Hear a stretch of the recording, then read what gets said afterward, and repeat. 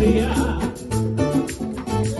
Fue la jíbara vivencia la que hoy me da regocijo. A la vida no le exijo lo que antes no me dio. Y no envidio al que creció en un